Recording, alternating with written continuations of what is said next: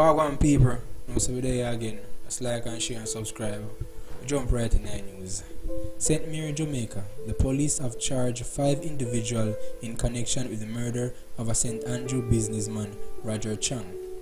23-year-old Khadesha McKenzie of Kingston living address.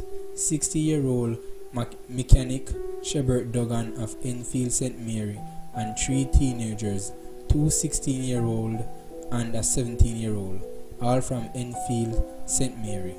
According to the police, they have been charged with murder, conspiracy, committed murder, illegal possession of firearm and ammunition, possession of criminal property, and benefiting from criminal property.